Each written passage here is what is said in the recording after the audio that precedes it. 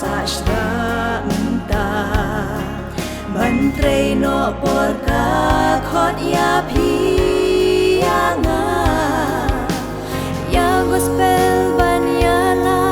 yu jisu ngin la Ba ulong nong pen jong pi jong nga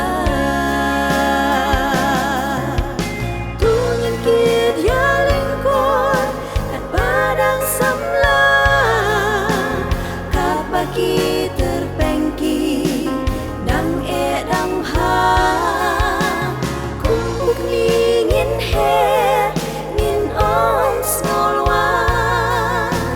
ban sha kriutrai ngiman smokha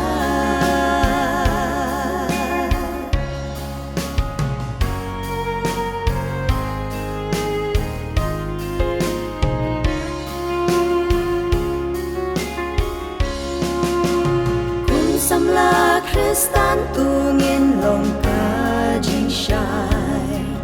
Da kik tien bat ki kam ngin shakri utrai Wat shaban i benya jing long samla jongi Batrai unbi sharbat ai nong yangi Tungin kid ya